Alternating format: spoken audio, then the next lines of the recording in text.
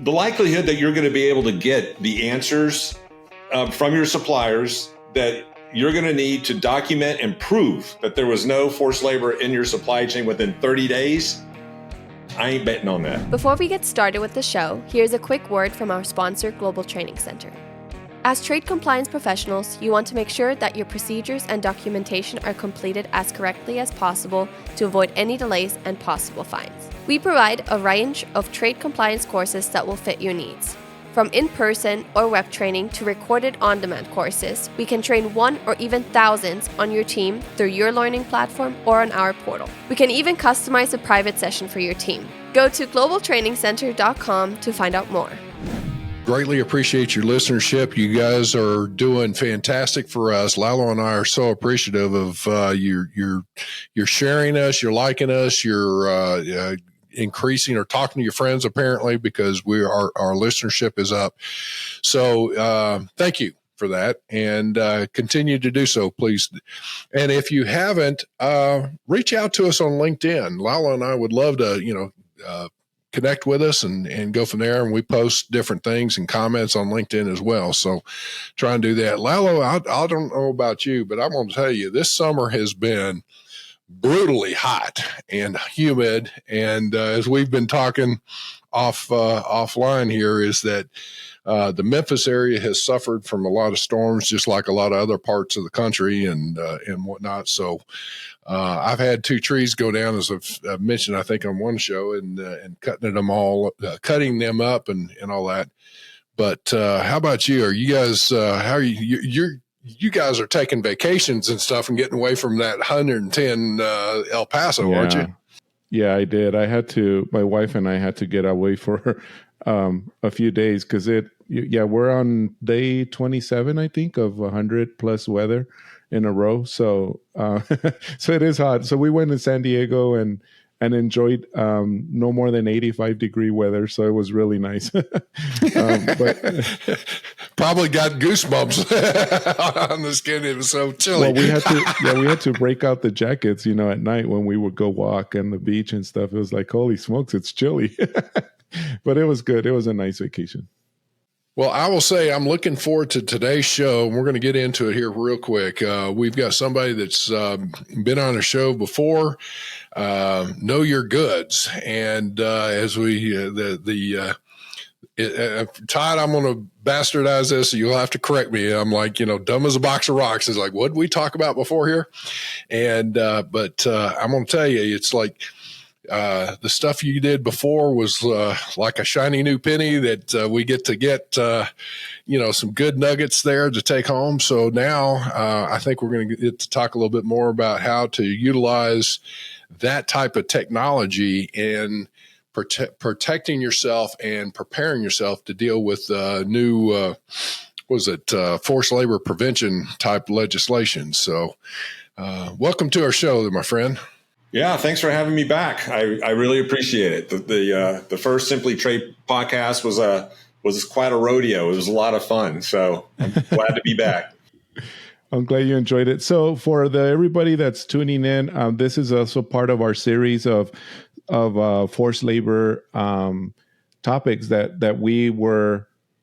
I mean, we didn't even do a poll. It's just funny how listeners and guests have been asking more and more about forced labor, and for obvious reasons. Now it's becoming even more of a hotter topic now that Mexico and Canada are jumping in as well.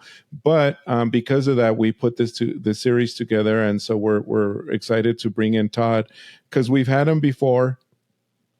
He's very knowledgeable on this, and we thought we'd close the loop per se on this whole forced labor thing and talk about the resources and the automation behind it, because as you all know, in all the previous episodes, everybody talked about you cannot do this manually. There's no way you're going to take a product and manually trace it down and get the information that you need, especially in the 30 days that CBP gives you, to try to prove that it was not breaking any forced labor rules or laws or regulations. So we're excited to have you, Todd. Thanks for coming back on. Yeah, no, thank you.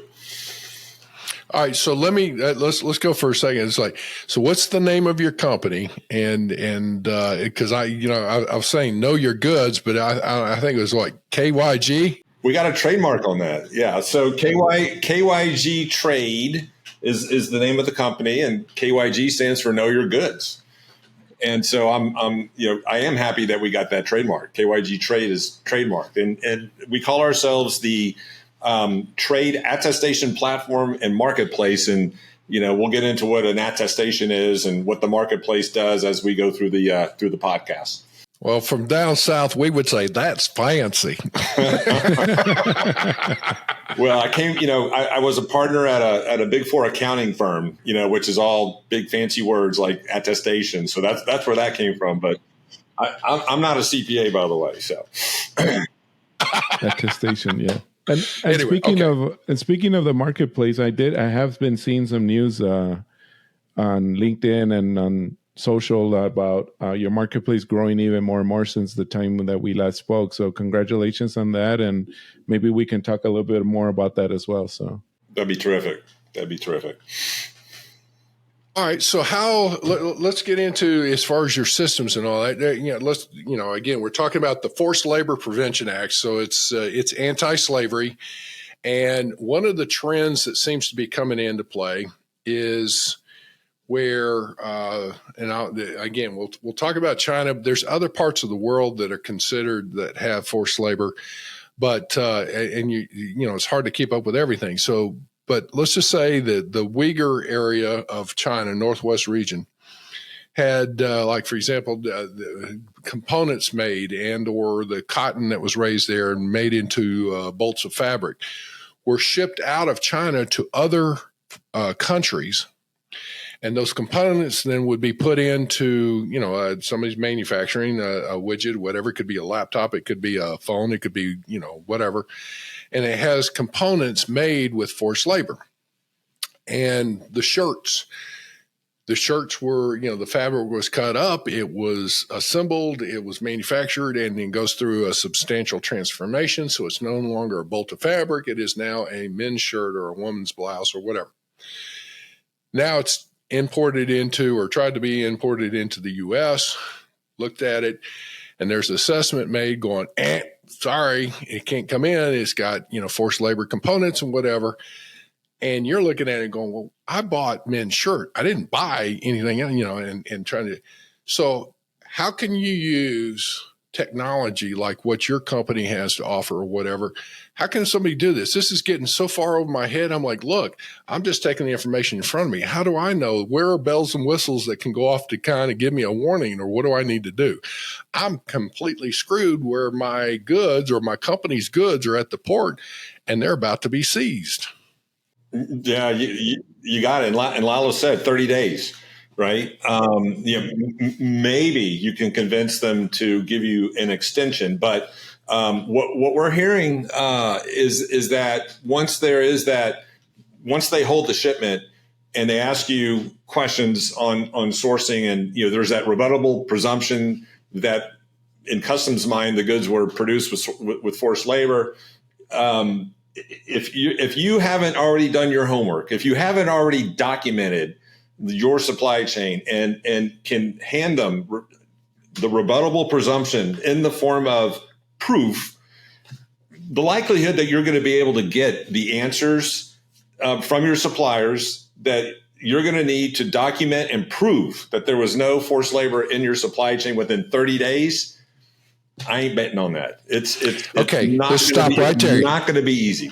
The timeline there. So, all right. So, to our listeners, I want you to say, if you're in Tupelo, Mississippi, if you're in Cushing, Oklahoma, if you are in, Little Rock, Arkansas, you are working for a company. All you're doing is buying your equipment. You're buying your supplies. You're doing whatever. You could be in the petroleum industry. You could be in electronics. You could be in apparel. It doesn't matter.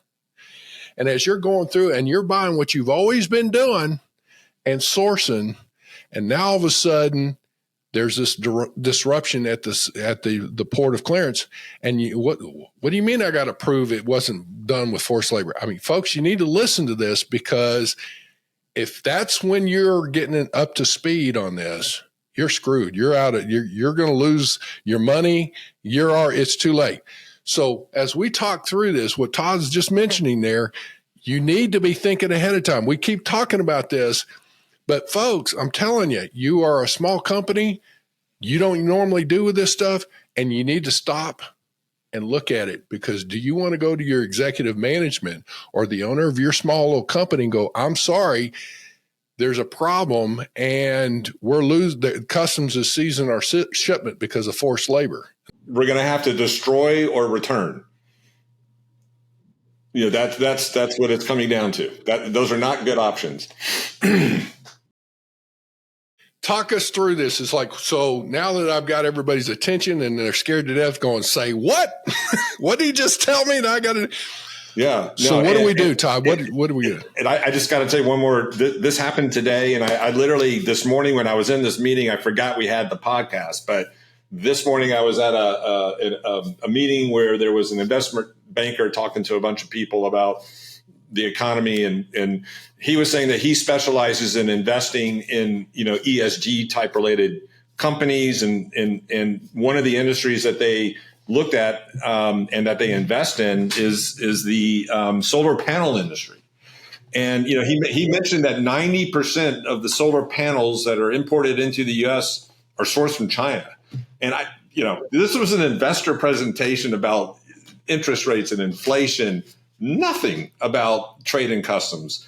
He stands up there and he mentions, but the government is clamping down on forced labor.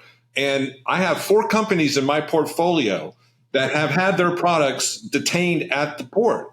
And I'm like loving this guy because he's talking my language, and, no one else in the room even knows what I do. My wife doesn't know what I do. Right. So, it was just amazing how it's trickling down and out and around and out. It's affecting everybody. It's not just affecting, the import compliance manager in Little Rock, Arkansas, or wherever you may be, but it's impacting our economy. And he was saying that customs is not just looking at the finished product, but they're getting into the components, the polysilicon, where that polysilicon was sourced. To make their determination. So it's not, you can't just look at, I got a finished product. You got to get into the components, and you have to drill down and know the source of those components. And you have to have documentation to prove where you source those components and how they got from farm to your product. Because even if the raw material wasn't the growth of the Xinjiang region in China, it could have been a raw material or an intermediate that was transported into that region, and then there was processing happening in that region, and then it came out of that region, right? So there's all kinds of gotchas out there, and there's all kinds of risk, and there's DHS has lists of entities that they've verified. And then there are NGOs that have come up with their own list of suspect entities that aren't on the government list, but I guarantee you the government in the background are looking at those NGO lists when they're targeting their shipments. When we say NGO, that's non-government organization. So it's like it could be an association, it could be whatever, but it's a non-government entity that is involved in these kinds of things. So, which the government will provide funding for, because the government, U.S. Customs, the U.S. government can't put boots on the ground in China and do inspections, right? So they will fund. And not just the U.S., other countries too, they will fund these NGOs. They will lift them up and they will say, maybe you should focus in this area and come out with reports and do research as an NGO. So, yeah, the government leverages the work of these NGOs. So you got to know the source, not just of the finished product, but the components that went into the finished product. You got to know where the processing was done for the intermediates in your products. And you have to have all of that, in my opinion. And I think, Andy, you and Lalo laid it out beautifully. You got to have it at the snap of a finger when customs detains the shipment or asks the question, you want to be able to just say, yeah, we've done our research, we've done our analysis, we've done tests, we've tested cotton, we have test results, we have mapped our supply chain, we've interviewed, we've had inspectors, and for this PO, for this SKU, for this bill of material, here are our findings. And I tell you, if I don't want to say you drive up with a dump truck full of documentation, but if you have a couple of yards of documentation, hopefully customs will review that. They'll see that you have your act together, and they'll feel satisfied that you've rebutted the presumption, and they'll release your goods. Now, I don't know if that sounds like utopia, but it is possible with technology, and we can get into how we can help with that. No, I was going to say, we had Ana Hinojosa on the show previously who said, don't throw the kitchen sink at them, because then that's going to cause problems. But like you said, give them enough and as much as you have for that PO, not for the history of that product, not for like the last 10 shipments, because you may be opening yourself up to trouble anyway if you give them for other shipments, so just for that product, that PO, don't throw the kitchen sink at it either. Just give them. Well, Lalo, you and I were thinking the same thing, because I was thinking it's like, yeah, you want to inundate them with the information that's relevant. Do not inundate them with all this irrelevant information, because that actually irritates the officials, and I've seen that backlash on them. So, and I got to say, I am just really glad that you confirmed that I've not contradicted anything Ana Hinojosa has said, because she said a lot of the program here with forced labor, and she advised KYG Trade on some of the things that we're doing around forced labor too. So I'm glad I didn't say anything that would contradict what she said. Well, the one thing that I am impressed, you guys are just rattling off her name just easy. For me, I don't know why it is the hardest thing for me to seem to get out. And Ana, forgive me again if I bastardize it. Ana Hinojosa. Is that it? Yeah, that was good. Okay, good enough. I was closer than what I have been. She's probably going to, like, when I get to see her, she's probably going to slap me. But no, she's a great lady. She is so knowledgeable. She's so fantastic. And so with all of that, what do we do, Todd? I mean, this I come back to. So, system wise, what do you got here that can help somebody? Because right now, people are going, okay, I'm pretty scared about this and are apprehensive. Yeah, I mean, I was in technology before I joined the Big Four, and so I'm always looking for ways to automate and streamline. And what drove me crazy, and I mentioned this on our first podcast, what drove me crazy as a consultant, charging out high hourly rates with the Big Four, was just the amount of time gathering documentation on the products that we were providing consulting for. And the more complex the regulations get, the more digging you got to do into the source of materials, bill of materials, technical specifications, ingredients, general ledger accounts, and all of that takes time. In the best of circumstances, if you're having to reconstruct what I refer to as the product genome, a product genome snapshot of how that product exists in its current state in the current moment in time, it takes time to do that, because all of the information that is used to construct a product genome, it's never in one place. You're having to obtain bits and pieces of that information from different sources within the company and outside the company. So I wanted to come up with a solution that complements other global trade management software systems that are on the market today, to really enrich the essentially the item master, of these global trade management systems with detailed product attribute data, and then all of the regulations that attach to that product. So you think of the product and the item master as a digital twin of what's crossing the border, and we're connecting source data and analysis and findings that attach to that digital twin. So when customs asks questions about it, you have quick answers.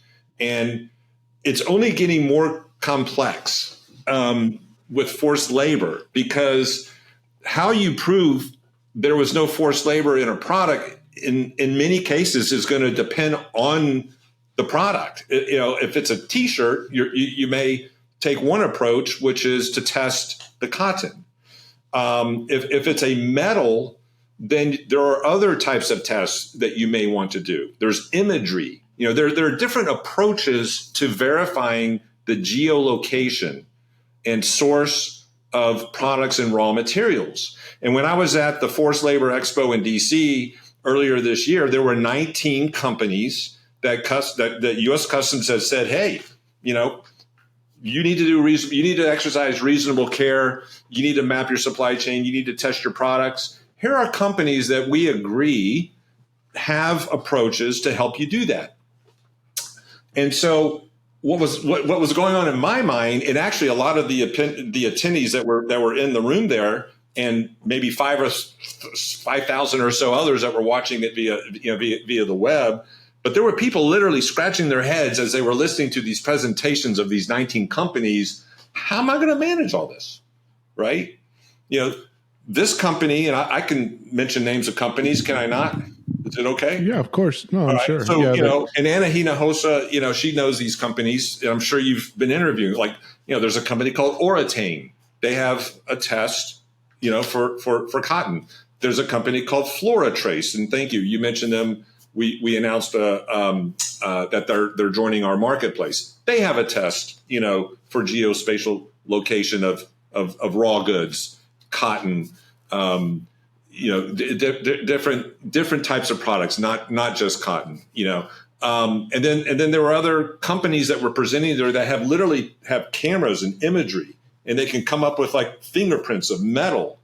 It's just truly amazing. But if you're sourcing a wide range of products, how are you going to manage the data flow, getting information about the products to these companies? And then how are you going to manage when they return their results? It's going to be coming in from all these different sources. How are you going to manage all that? And that's what we have solved. Our platform, it makes it easy to build the product attribute data that all these companies need to ingest and do testing or run their algorithms against. And when they come up with their findings, bring it back, and we create a beautiful mosaic documentation, not the kitchen sink, but it tells the story succinctly, and it has all the backup that's necessary to rebut the presumption that there's no forced labor, country of origin, and a host of other things that we do. But it's instantaneous, and customs will have a hard time arguing that the underlying information, the bill of material information, the bill of ladings, and transportation documentation, the test results aren't valid because we're making an immutable audit record that will withstand the test of time using blockchain technology. So these records will be immutable. It could be 1, 2, 3 years. Customs could come in and want to audit this information, and they'll know they're looking at the source documentation. So we make it easy. We streamline to gather information and attach reports and findings, dare I say attestations, to the digital twin for future audit purposes. Well, where you're going, let me stop for a second, because the term rebuttable presumption is something that it's relative. I mean, it's been around. I guess it's more of a legal term in one respect. I don't know for sure, but it has made its way into this forced labor prevention legislation and regulation. And with that, what does that mean? There's a lot of folks who are like, okay, I'm not really, well, let's look at it and break it down real quick. It's taking it in reverse, presumption, or I presume that this is going to be done with forced labor. So that's the assumption, presumption, whatever that is. When it comes in, I'm presuming that it's going to be done with forced labor. And the rebuttable is but I'm going to show evidence of it to your contrary presumption. So it's like rebuttable presumption. I'm disputing your assumption that this is done with forced labor.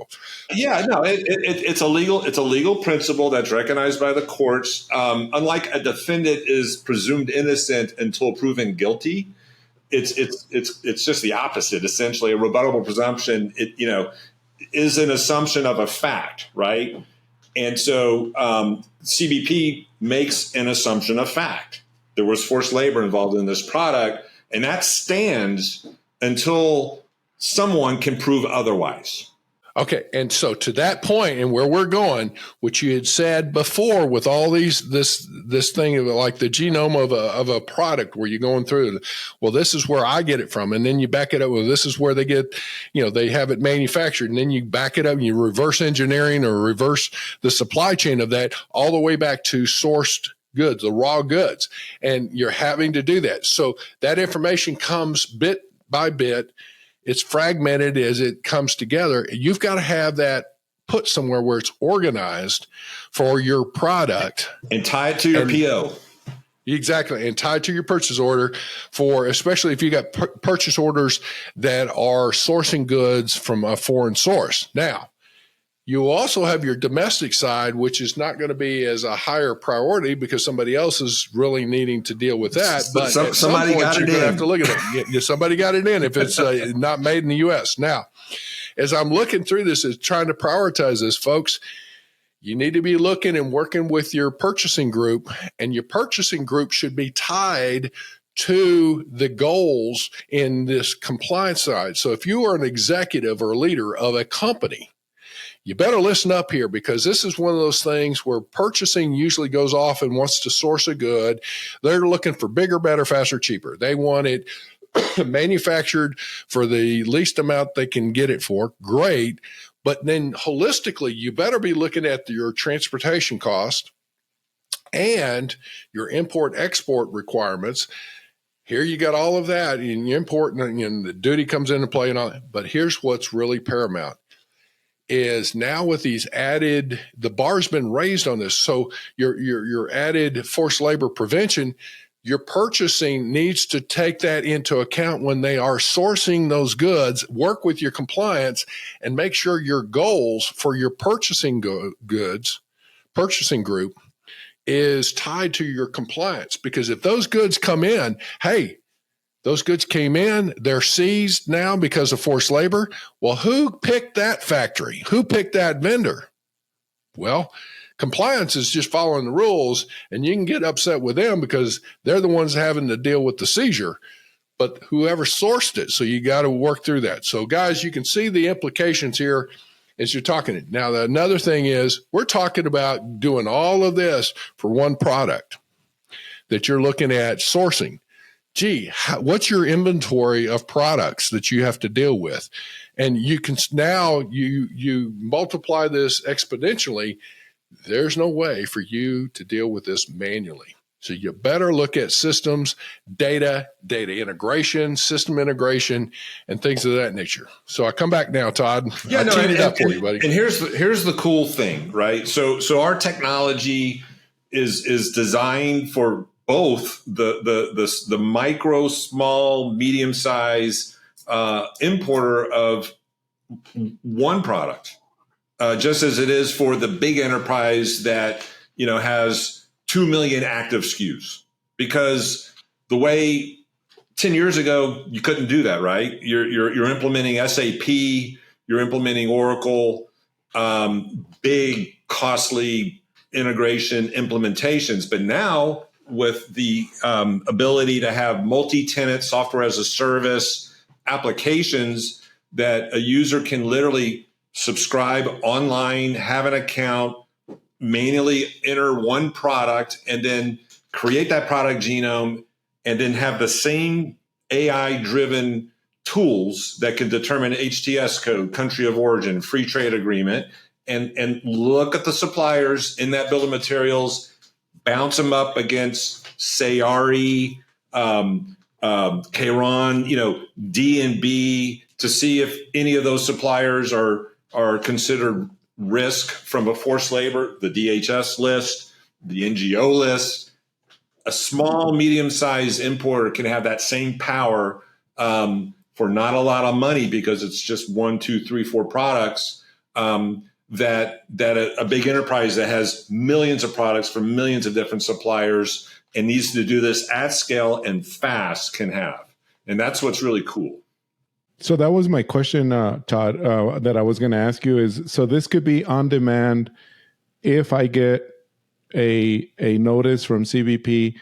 I don't have to have done it like 6 weeks ago because it's not going to take that long for it to generate the information. No, I would caution. No, no.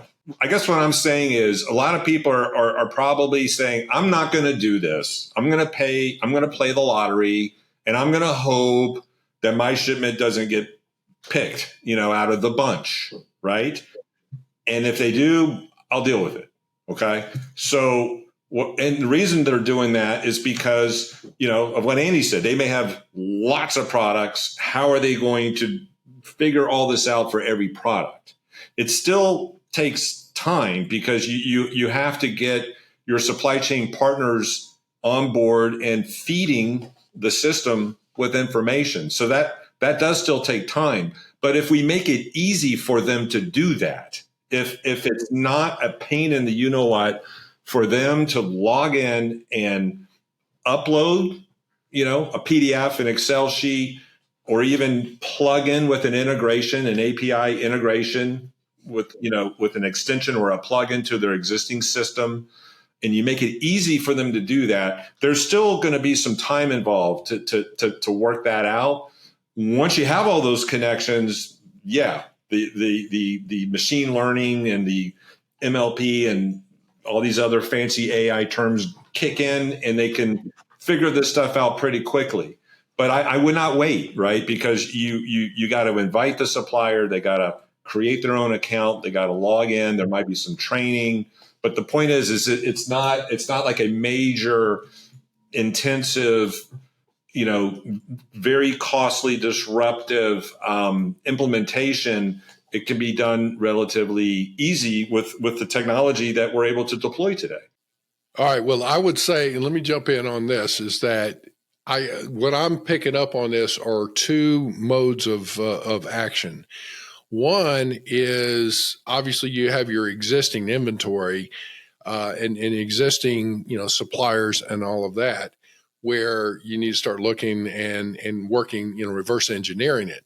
The other, which I would put a higher priority on initially, is any new product that you're sourcing out there and or new vendors and suppliers. I would look at going through the appropriate vetting process that would include actions to be make sure you're adhering to the forced labor prevention items, and that way you're not going to clean up one mess and just replace it with another one. It's like so take your new suppliers and start reviewing that process, putting parts. If you're an executive or a leader or owner of a company, you better have a meeting and have your purchasing folks, your logistics folks, your compliance folks, probably your legal and your IT at a bare minimum. That's 5 entities, and force them into a scenario saying, you guys work together and make sure you cross the T and dot the I's on this,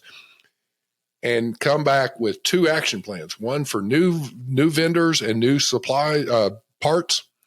And what do we do with the existing, and what's the priority of how to work through that and make sure you're compliant and work backwards?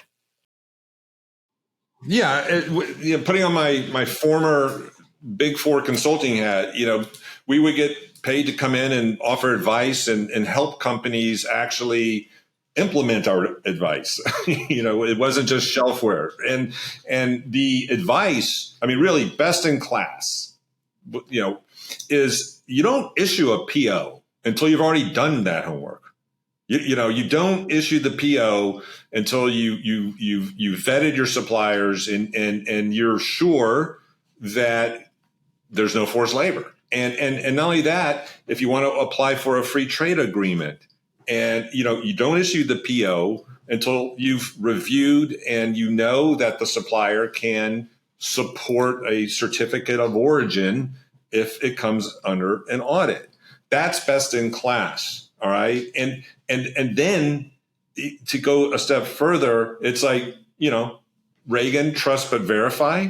So you've now you've issued your PO and they're starting to put the shipping documents together. You got to do your ISF, right? So while that's happening, your advanced manifest process, you should also be intaking information to verify what they said was true by actually looking at the transaction documents, and depending on the circumstances, some of the sourcing and bill of material information as well. You should be gathering that information at the time that PO is going to leave the factory floor and make its journey, to your distribution center in the U.S. So that by the time that container or shipment arrives at the port, you already have your rebuttable presumption documentation. It's waiting at rest, anchored in an immutable audit record. So when customs asks, show me the information for this SKU on this PO, you can give it to them instantaneously. That's where you want to be. And it's not nirvana. It sounds like it might be nirvana, but we can get you there with our technology. And there's other technology providers out too. Obviously, we think we have, some of the best, most efficient and affordable, out there, without having to replace what you might currently have. We're enhancing what you currently have, not replacing what you currently have. Well, and let's take it, Todd. Let me just jump in, because you mentioned it's like, all right, so some of this stuff is coming in, and there's a tremendous amount of cargo that comes in via ocean. And you mentioned the ISF. That's the what is it? International Security Filing. Security Filing. Or importers, yeah, security filings. Thank you. And with that, that's like advising customs way ahead of time. You have a shipment that before it's loaded onto the ship, you have to have your broker send that ISF. And with that, it also can act now as not only a security filing, but also the initial entry, so that you're submitting it in, customs are going to look at it and say, yeah, we're okay with this. Go ahead and load it onto the vessel, which means now it can get going and all that. Then the second part is then they'll do an assessment of the ISF/entry submission, and they'll look at it from an entry release cargo perspective. With that, with the boat on the water, if you will, the cargo's on its way, and it's days out there, whatever. If customs is going to say, I want, the old entry docs required, or they want to see more information, they're going to flag that. You're going to know that, and you will be able to supply, hence the very information you just talked about, to push back on it back to them so that they can look at it, and hopefully they'll be satisfied and give it a release, all right, ahead of time.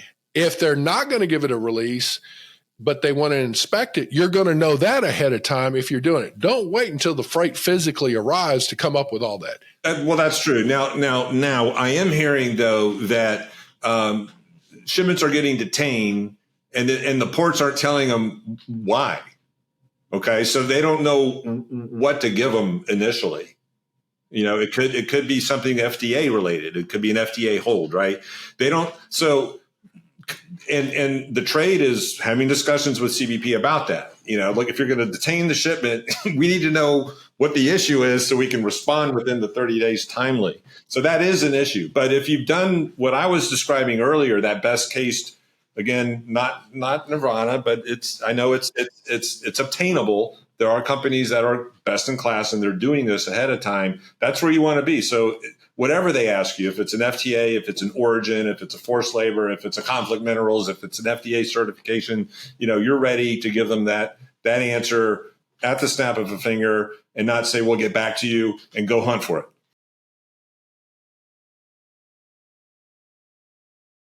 it. Todd, I just want to let you know, I want you to wrap up with whatever you have, because I don't know how much more time you have, but I want you to get in the last word. So And I know we're going to see you in a few weeks in Oklahoma City for the GTech conference over at for NCBFAA, and so we're excited to talk to you some more there. But anything else that you might want to wrap up and just let our audience know? No, I just technology is where is really you have to address this issue with technology. And when I say technology, I mean something streamlined, efficient, collaborative, record keeping, all in one place. You got to figure out how to pull these disparate sources of product information into one place efficiently, and then be able to share that information with your consultants and partners who are trying to attest that your product meets requirements. And so there's a lot of different professional service providers, solution providers out there that have their own specialty. Consultant X is specializing in free trade agreements. Consultant Y is specializing in testing cotton, and so you're going to have these different providers that are all trying to help you and attach their attestations to your product so that you can answer the questions to the authorities anywhere in the world, not just the U.S. You got to be able to figure out how to do that efficiently. And, we figured that out. Efficiently, newsflash is not emails, PDFs, and attachments. It's just, that's an improvement over fax, but today it's just not going to get you there. The SharePoint site and emails and attachments, not efficient, not the way to go. So, we're solving for that. We're getting rid of emails, PDFs, and attachments. We are applying AI and blockchain to making the whole ecosystem for you and your suppliers more efficient. So that was my that was the last word I wanted to get in there.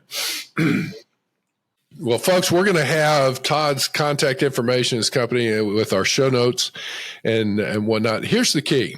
We've talked about this is really advanced stuff. This is not your basics, but it gets into the basic fundamentals of how you should be vetting new products, new vendors, and things of that nature.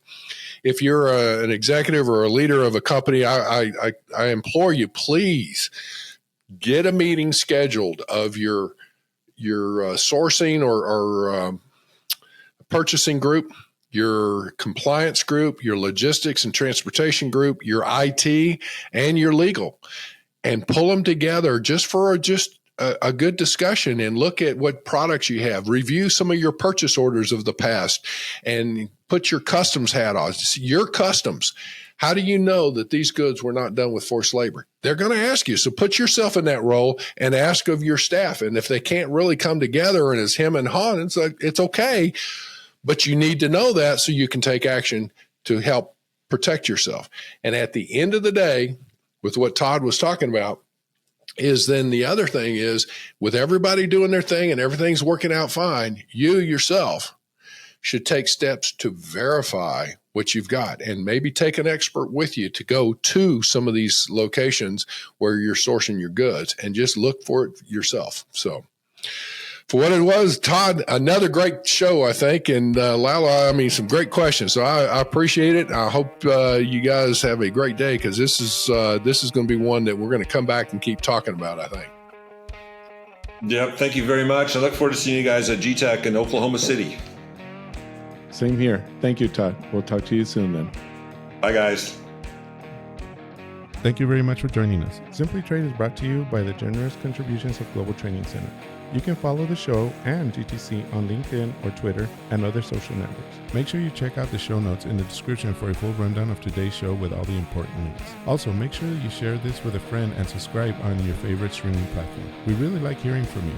If you enjoyed the show, make sure to rate and review wherever you listen to this podcast. If you or someone you know would like to be a guest in the show or would like to sponsor Simply Trade or suggest any topic you would like for us to discuss, please contact us via email at simplytrade@globaltrainingcenter.com or you can DM us on Twitter at simplytradepod. Thank you again for the privilege of your time. Happy trading. Simply Trade is not a law firm or an advisor. The topics and discussions conducted by Simply Trade hosts and guests should not be considered and is not intended to substitute legal advice.